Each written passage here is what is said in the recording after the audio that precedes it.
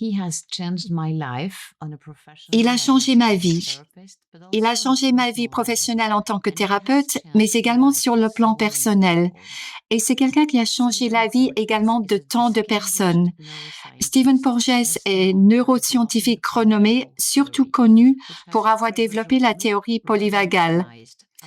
Cette théorie a révolutionné notre compréhension du rôle du système nerveux dans la sécurité, la connexion et la guérison des traumatismes.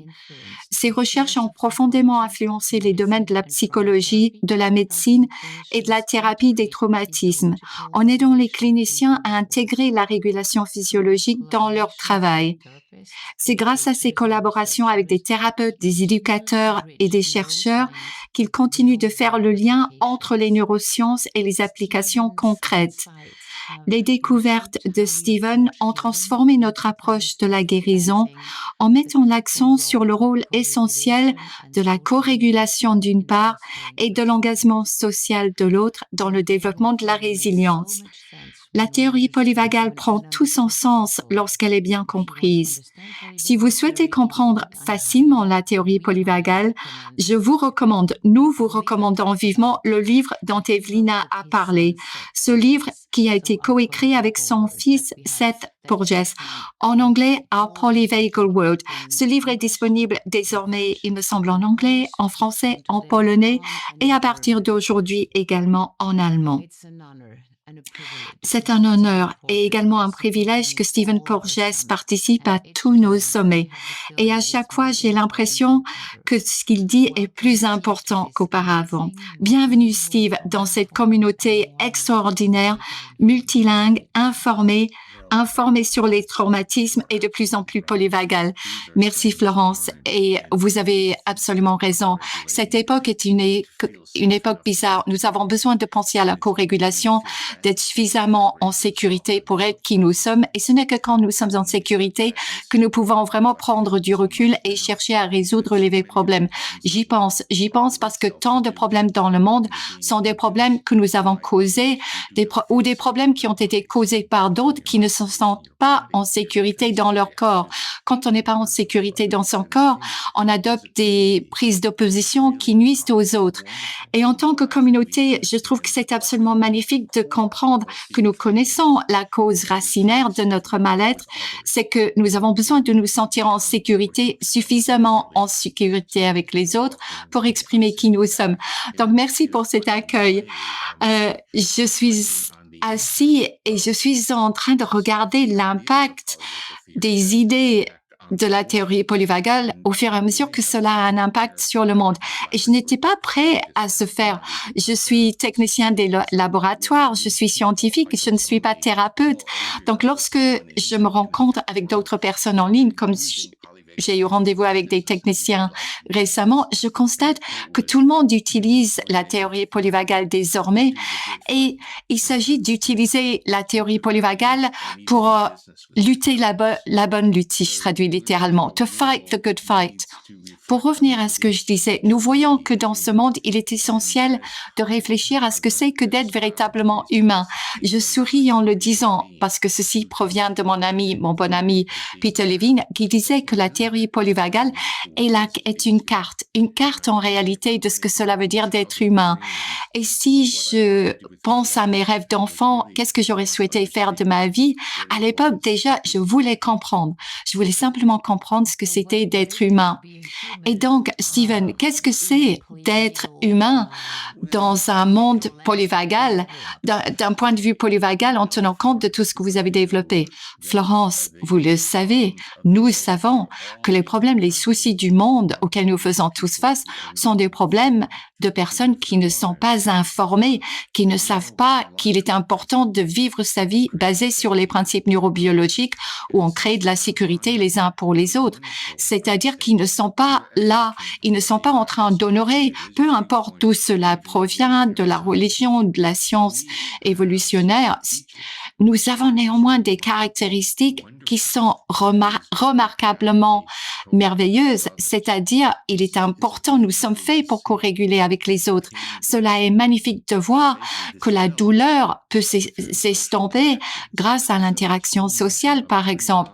Toute cette notion de dire que nous pouvons allumer notre système d'engagement social peut nous permettre de voir que notre relation avec le monde peut être différente, notre façon d'interagir et de vivre nos émotions. Stephen, quand vous parlez de sécurité et quand vous dites qu'être en sécurité est une nécessité biologique, pour citer votre propos, ce n'est pas juste un concept psychologique. Est-ce que vous voulez bien nous expliquer comment est-ce que notre système nerveux détermine la sécurité? Est-ce que cela veut dire pour chacun d'entre nous pour notre vie au quotidien, mais également dans le monde thérapeutique pour la guérison des traumas? Florence, ceci nous ramène vers le concept des sentiments, des émotions. Quand on commence à parler de la psychologie, l'histoire de la psychologie, les sentiments, les émotions ont été mis de côté. Les sentiments, les émotions n'étaient pas importants, c'était des options. Or, en 2022, j'ai écrit sur la science de la sécurité, la théorie polyvagale, et c'est ça la question. Je voulais créer un modèle où le ressenti, les sentiments de sécurité pouvaient être mesurés objectivement. Il était important pour moi qu'il y ait une vision objective du respect pour les sentiments. Et à mon avis, ce qui s'est passé, si je décris notre monde, c'est que nous avons désormais des silos. D'un côté, il y a ce qui se passe en nous et de l'autre côté, il y a notre comportement. Et on nous a enseigné, ça fait partie de notre culture, de ne pas exprimer les sentiments, de s'asseoir, entre guillemets, sur nos émotions, de rendre notre corps insensible. Et bien sûr, avec les traumas, le corps devient insensible, mais cela coûte très très cher. Le corps dit, OK, je peux dégager ou m'asseoir sur les émotions, mais cela ne va pas me faire du bien. Et ce que dit la théorie polyvagale, c'est que c'est un processus neurobiologique. On éteint ainsi les boucles rétroactives du corps et en ce faisant, on va avoir d'autres problèmes, des problèmes des intestins, cardiovasculaires, des douleurs chroniques, de la fibromyalgie, des migraines. Nous connaissons toute l'histoire. Et le problème est que lorsque nous permettons à notre corps de se sentir en sécurité dans la présence des autres, il y a un process co-régulatoire qui permet au corps de rentrer dans un autre état physiologique afin de soutenir et permettre la croissance et la restauration. Donc, notre capacité à nous guérir physiquement et au niveau des émotions, cela exige d'abord que notre corps se sente en sécurité, parce que si le corps n'est pas en sécurité, les ressources sont déployées pour nous défendre. J'ai deux questions, Stephen. Qu'est-ce que vous appelez la boucle de rétroaction? C'est peut-être un peu abstrait pour certaines personnes. OK, très très bonne question. Chez nous, c'est l'une des discussions que j'ai parfois. On parle énormément de science et bien sûr, nous parlons beaucoup de la médecine et nous parlons également des niveaux. On dit par exemple, est-ce que le niveau d'ocytocine est très réduit? C'est le genre de discussion qu'on peut avoir dans notre foyer. Ou est-ce que les niveaux de cortisol sont élevés? Ou on parle des niveaux de tonus. Mais quand on parle de l'approche polyvagale, nous avons un concept qui tient compte de toute la gamme des émotions. Dan Siegel en a parlé, il a parlé de la fenêtre de tolérance, mais là, c'était plutôt une réflexion ou un aperçu des fonctions homéostatiques. Donc, dès qu'on sort de la fenêtre de tolérance et lorsqu'on est activé, on ne peut pas y revenir. Et cela veut, dans la fenêtre de tolérance. Donc, cela veut dire que la boucle de rétroactivité ne marche plus. Or, si on peut être calme et bien respirer, au bout de quelques minutes, si je monte un escalier, si je pars me promener, ma fréquence cardiaque peut varier. Il y a un déclenchement ou une activation physiologique qui peut arriver dans le monde social. Donc, dans le monde de la thérapie pour lutter contre les traumas, si vos patients montent une centaine de marches avant de venir vous voir, vous savez qu'il faut qu'ils s'assoient et reprennent leurs esprits pendant quelques moments. Le corps est en permanence en train de franchir différentes étapes. En gros, la partie la plus importante, c'est que notre corps n'a pas des niveaux fixes, une pression sanguine régulière. Il y a toujours des rythmes en fonction de cette boucle de rétroaction. Lorsqu'on est stressé, les rythmes peuvent presque être endormis. Ainsi, les personnes peuvent devenir constipées, par exemple, quand elles sont stressées.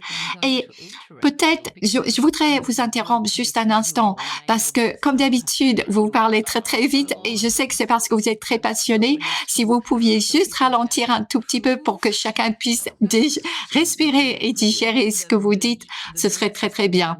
Comme ça, chacun de nous peut avoir son système nerveux qui retrouve un état un peu plus calme. Ah, vous recevez beaucoup de feedback positif, Florence, pour ces commentaires. C'est ça, le feedback. C'est cette boucle de rétroaction. Quelqu'un fait quelque chose et puis il y a une réaction et une conséquence. Voilà, très bien. Merci de m'avoir donné le feedback sur le fait que je parle trop vite. Notre système nerveux a ces mêmes boucles de feedback ou boucles de rétroaction. On est capable de se réguler vers le bas si on est bien régulé, mais si on est mal régulé, on change simplement d'état et on exprime des comportements. Si la fréquence cardiaque est très élevée, on devient plus mobile, par exemple. Ah, je suis sûre qu'il y a pléthore de personnes qui sont très au courant de la théorie polyvagale, mais nous avons certainement d'autres personnes présentes ce soir qui sont moins au courant. Pouvez-vous nous parler un peu plus de ce que vous appelez le système nerveux, le rôle du système nerveux et en quoi ou plutôt, qu'est-ce que la théorie polyvagale a apporté au monde? Alors pour moi, c'était une surprise. Pour moi, c'était une surprise. On me pose très très souvent des questions. On me dit par exemple, ah, est-ce que vous voulez vraiment dire que mon état physiologique a un impact sur mes process mentaux, mes process neurologiques? Ce genre de questions. Or, pour moi, c'est tellement évident. C'est tellement évident. On commence à comprendre que ce n'est pas ce qu'on nous a enseigné. Ce n'est pas ce qu'on enseigne aux médecins, aux professeurs. Ce n'est pas ce qu'on enseigne aux leaders religieux. Tout d'abord, nous devons calmer le corps et une fois que nous avons calmé le corps, une interaction est possible. Nous avons été tellement concentrés sur le cortex qui part du haut vers le bas. Si on est désorganisé dans le comportement, qu'est-ce qu'on est en train de faire? On est en train de réagir, on court dans tous les sens et on nous critique pour cela. Or, si on respecte ce que fait le corps, ou ce que le corps est censé faire en tout cas, on commence à se rendre compte que le vrai problème est plutôt comment est-ce qu'on peut faire un monitoring et un suivi de nos états biologiques. Je ne dis pas cela uniquement pour les personnes qui sont thérapeutes. Vous aussi, vous avez envie que vos patients soient dans un état qui vous permet de travailler avec, mais vous également, en tant que thérapeute, vous devez être dans un état calme. Vous ne pouvez pas être activé par vos patients, même si ça peut arriver, puisque nous sommes tous des êtres humains. La théorie polyvagale veut dire que même si vous êtes activé par votre client, vous pouvez utiliser une sagesse, une boîte à outils telle que la respiration pour ralentir les choses, pour vous calmer et pour calmer le patient ou la patiente qui est avec vous.